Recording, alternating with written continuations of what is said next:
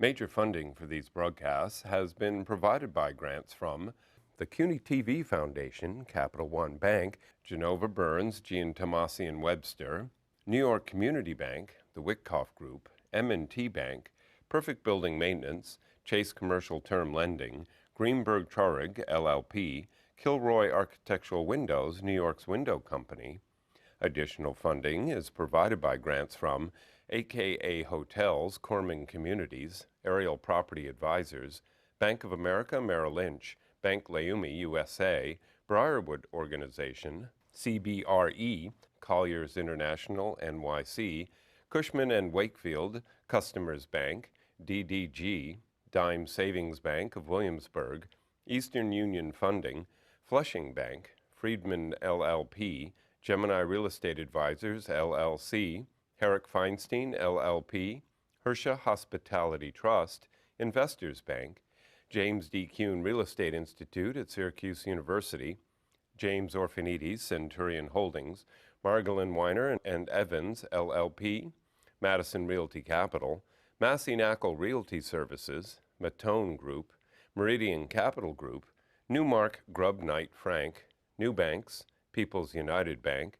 RBS Citizens Bank, SJP Properties, Sterling and Sterling, Stonehenge Partners, TD Bank, Terra CRG, Urban American, and These Friends.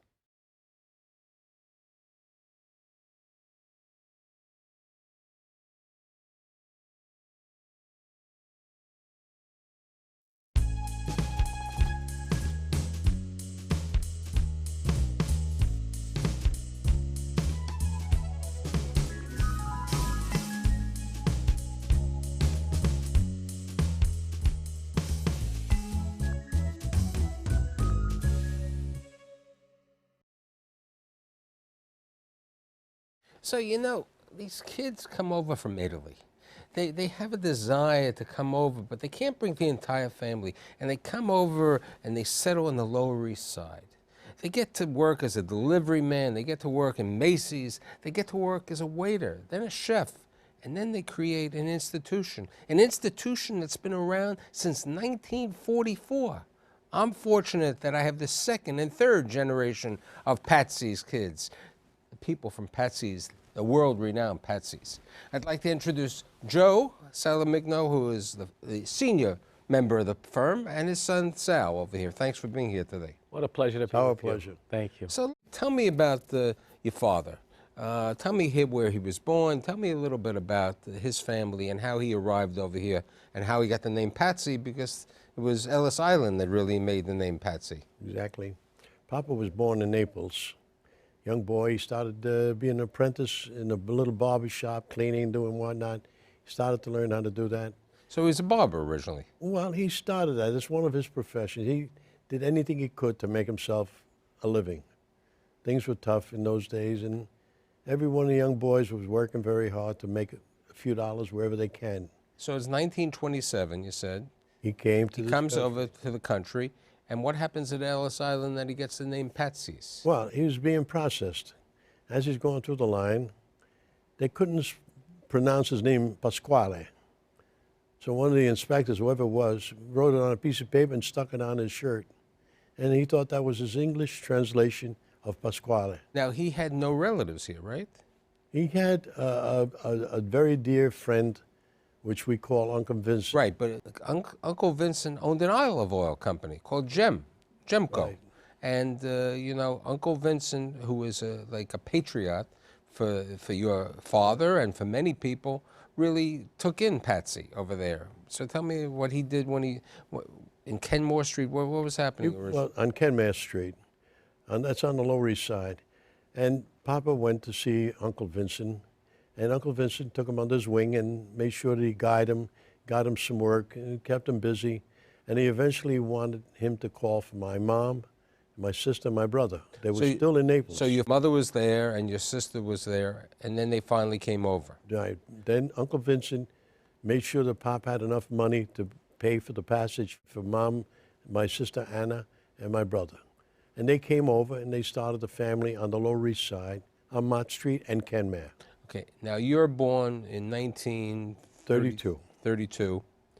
your father is doing what at this time? Was he working in Macy's at this time? Because you said he I believe did some he was, delivery yeah, work he, in Macy's. he was driving a truck for Macy's, and he would do deliveries and stuff like that.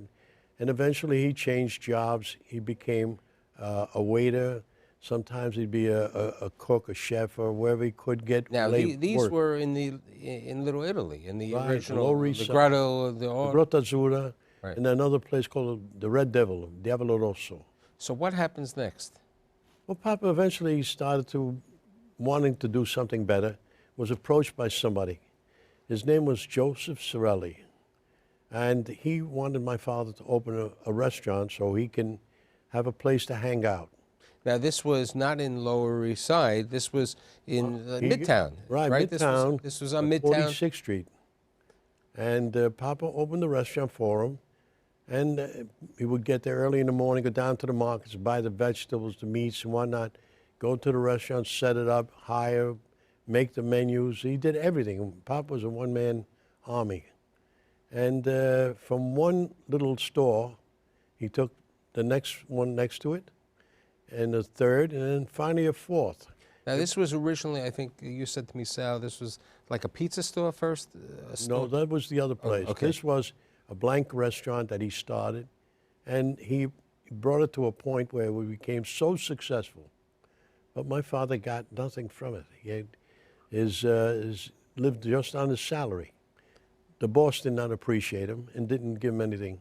Were you working in the restaurant with your father, or when Patsy's opens up late? No, at that time I was just a little boy. As a matter of fact, I would go to the market with my father. We'd buy the vegetables for the Villanova, bring everything there, and then he would go home, drop me off, and go back to work. How does he create the initial restaurant, moving to starting his own? He decided that he had no future there. So he wanted to open his own little restaurant. A lot of people encouraged him. A lot of people in show business encouraged him. Now, did Uncle Vincent And help Uncle Vincent gave him the money to back him to open this place called the Sorrento. It was on 49th Street, just short of 8th Avenue.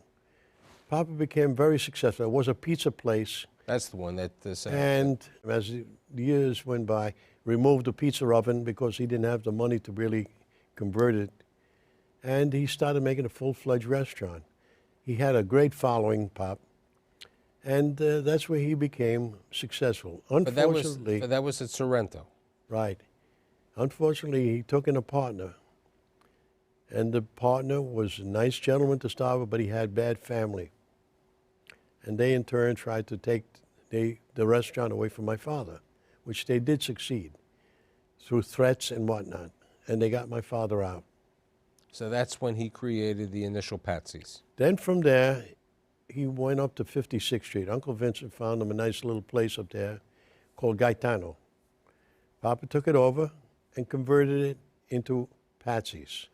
Now, this is 1944. The war is on. Right. And you were saying to me, you know, Times Square has evolved over the years. Now Times Square is one of the hottest neighborhoods around. But at that time, you were Times Square, and you were also in what we would call, very few people would realize, it was an auto area, okay? It was the home of General Motors, Studebaker, Packard. You had all of the car dealers on a block away from the place over there. As a matter of fact, the building which we're in was Austin Martin car dealer. You're on 56th Street. The Brill Building is on 49th Street. The Brill Building is the world-renowned place where people like Lieber and Stoller and, you know, Neil Sedaka, all of these people came out of there. And one of the things that people always identified was, you know, going to a good restaurant, and your father and mother were a good host, as one would say. You were telling me that your father had more IOUs. You could not believe the amount of IOUs that my father accumulated, which I eventually ripped up. But the signatures alone were worth a fortune. Everybody knows about Patsy's, but Patsy's has this feeling of a home. And, you know, one of the legends of Patsy's is the entertainers, you know, the people from Broadway. You know, you're the second generation, Sal's the third generation. We may have Sal's son is the fourth generation over there.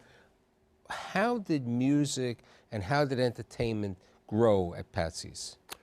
At night, when the stage shows ended in all the theaters, 10 o'clock they ended, the curtains came down. 10:15, my father had the restaurant full of entertainers. Jerry Colonna, Francis Langford. I mean, I can name a lot of names, but in this day and age, they mean nothing. What was nice is that Grandpa had a special affinity for musicians because he used to play the mandolin, not professionally. No, he used to, his And the entertainment was piano. to play the mandolin. But he had an affection for the people in the music business. He always gave them, there are many of them, they used to say, Patsy, when I have the money, I'll pay. And he'd say, don't worry about it, don't worry about it. And this is the box of IOUs that I ripped up. You know, it's funny, on the night that Frank Sinatra passed away in 1998, Rosemary Clooney was on TV with Tom Snyder, the Late Late Show. And somehow the discussion got around to Patsy's, and she told the story of how my grandfather, Patsy, put her and her sister for 6 months. They put them without giving them a check for 6 months. And she says, I don't know if anyone would ever do that in this day and age anymore. And then she looked at the camera, she says, Joey from Patsy's would still do Now, that. what's interesting, about that, and I think, I don't remember Tommy Dorsey, okay? But people do remember the Tommy Dorsey Orchestra. It's well known if you're a jazz person or aficionado. And, people today still remember the legendary Frank Sinatra. As my friend Martin P. said, when he went to Madison Square Garden, in the main event at Madison Square Garden, where he probably went to Patsy's afterwards to have dinner, but, here's this guy from Hoboken, and tell the story of how one day Dorsey comes over to your father and says, hey, fatten up that guy. One day, Tommy Dorsey walked in with this young fella here, and he says to my father, he's Patsy. He says, do me a favor, you have to fatten up this kid. And that was Frank Sinatra. Skinny kid from Believe Hoboken. me, he was thin. But Daddy, it looks like over here from some of the pictures, your dad was thin originally also. Yes, he always maintained himself thin. He never really got heavy. Right. So now Mom was in the business also? Mom grew up, everybody had to help. We all had to do something because we couldn't afford. We're just starting out. Whatever we had was right then and there. So everybody helped. Mama did whatever she could. She sometimes would make drinks and help serve or whatever the case may be. And you went into the restaurant for a couple of reasons. One is you wanted to be with your dad, and this is the only place that you really could be with your dad because he was in the restaurant all the time. And I would always be a little boy in the back peeling potatoes or cleaning garlic or shrimp or whatever I had to do, I did it. It would save the income of hiring another person. We couldn't afford it. You're living where, in Queens at this time when you're? At the time, yes, we were living in Forest Hills. Okay. Sal's born in 1962. 62. And the restaurant at this time, you opened up in 44, it's 22 years of age. When do you get involved with the restaurant? It's funny, I never thought I was going to work at the restaurant. And the good thing was I was never forced to do that, which was very nice, because that is part of carrying on the tradition. And all my friends said, well, why are you going to college, Sal? You're going to work at the restaurant anyway. And I did take television and film production at St. John's University on Long Island. And I couldn't get a job in my field. And my dad was the chef at the time. And he said, if nothing else, would you like to learn how to cook as a good life skill? And I loved it ever since. I started full-time in January of '85. But like my father, when I was and like my children do now, when it was during the summertime, when I was break from school, I would come in. Not only because, it was nice, but I didn't, one of the sacrifices of the restaurant business is you're always working. So I never really got to see my father as much as I would have liked to growing up. So it was nice that I would get to be with him, especially in the summers and stuff like that. And once I started working, I enjoyed it so much. I mean, I am so lucky. I'm blessed. My mother and father are still with me, my family. I got a lovely wife, great kids, and I do a job where I feel like I've never worked a day in my life. Now, your father, how long did he stay in the restaurant before he passed on? How old was he?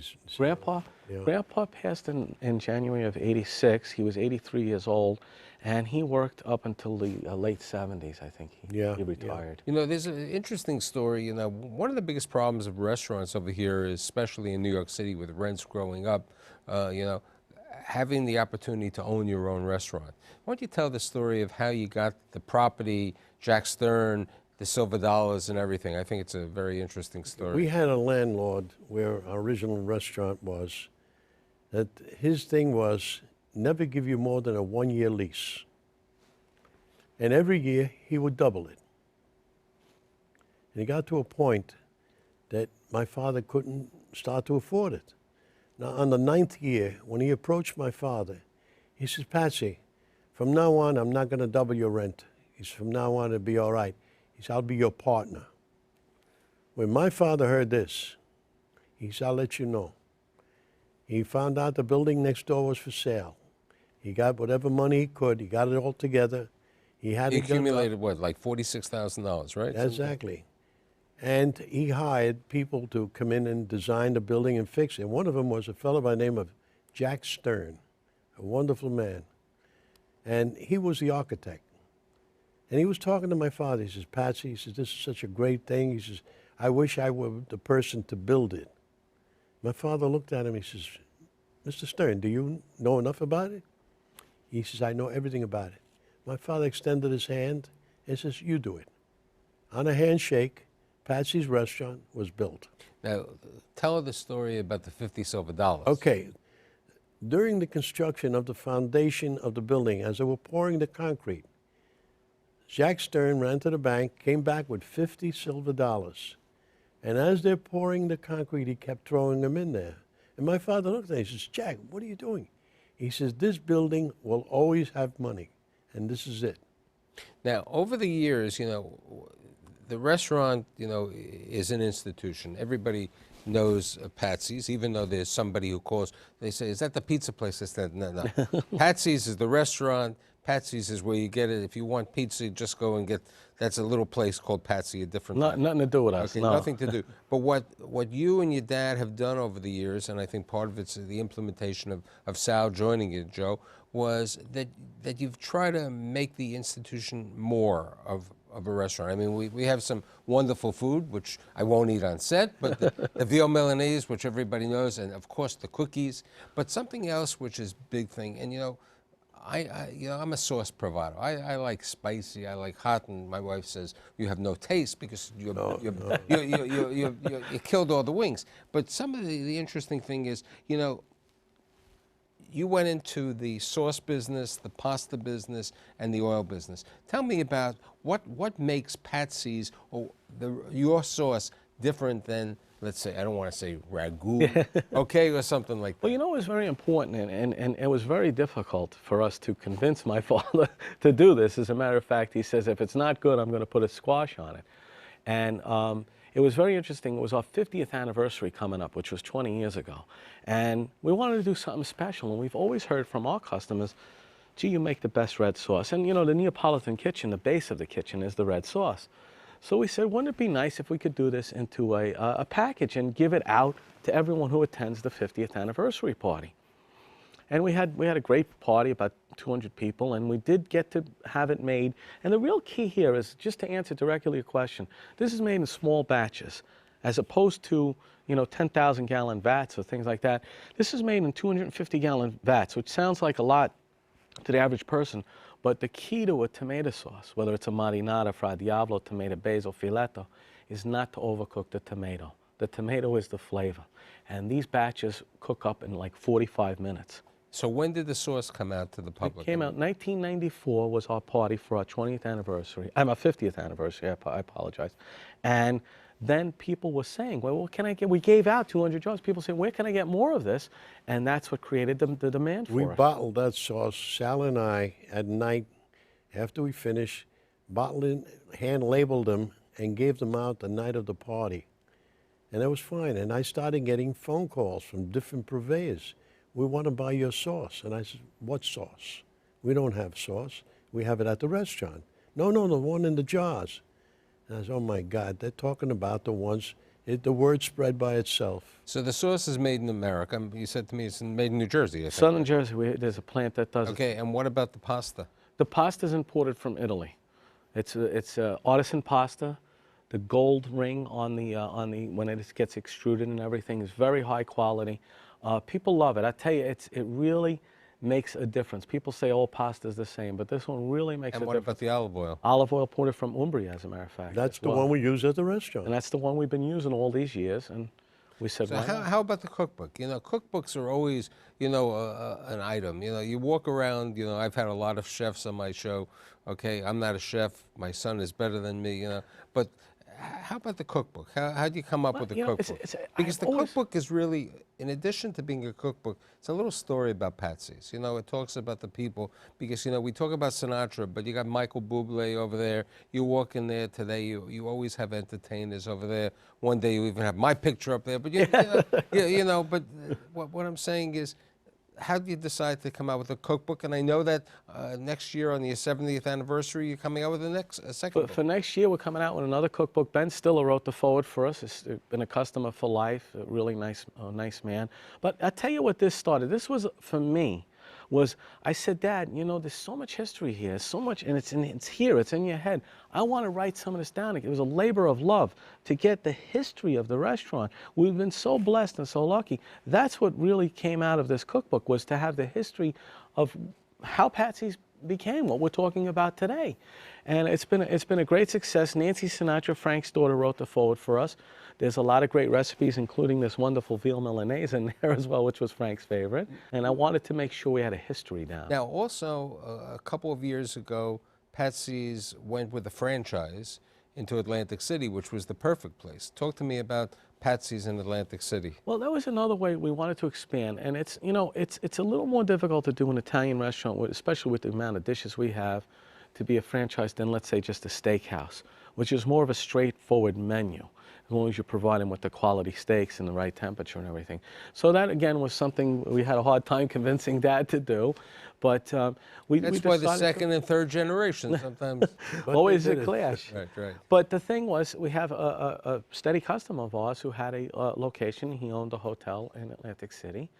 And I was walking by the table one day, and he says to me, Sal, when are you going to come and do a restaurant for me in my hotel in Atlantic City? And that was the first I heard about it, because Dad didn't want to let me know about it. So we sat down, we talked, and, you know, it really... So basically, you oversee the restaurant. It's basically a franchise agreement with your menu and Our your menu, food our quality recipes. control and your food over there. Talk to me about your growing up. Tell me about, you were born...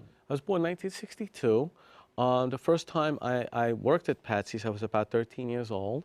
And I would come in and wash glasses or peel potatoes and things like that. We all started the same way. But it was really in the summertime, and that was my way of spending time with my family.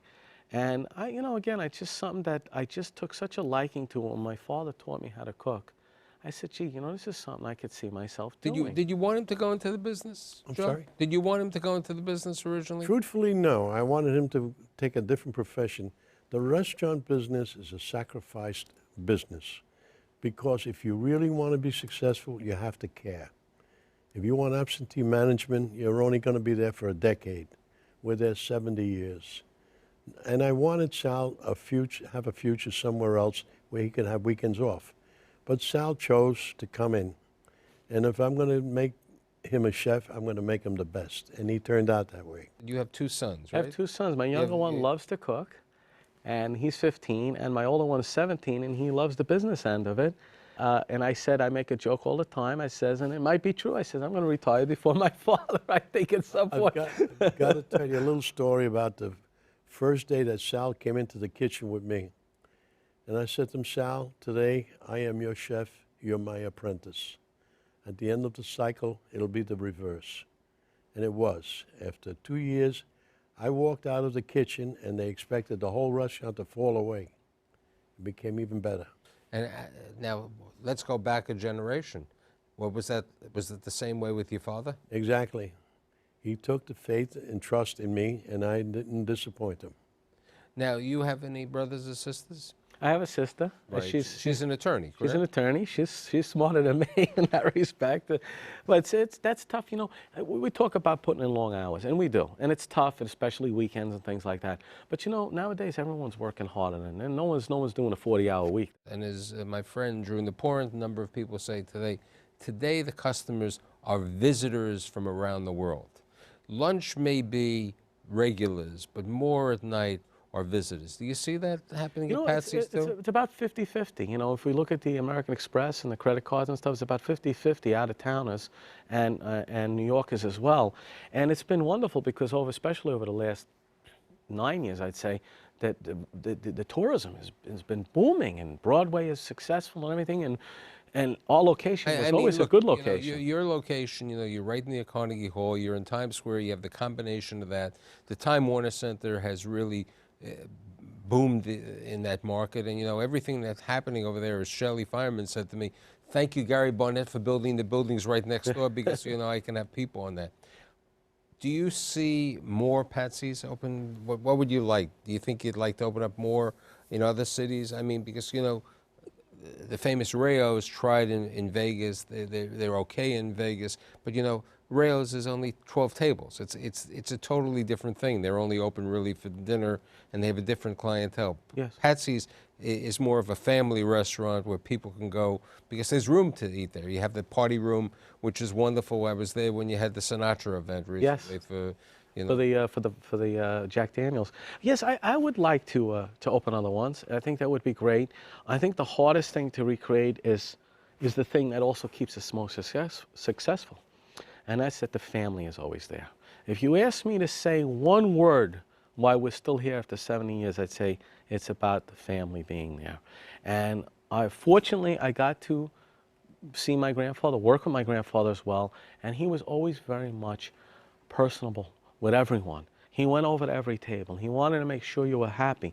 And as you so beautifully described, you feel like you're at home.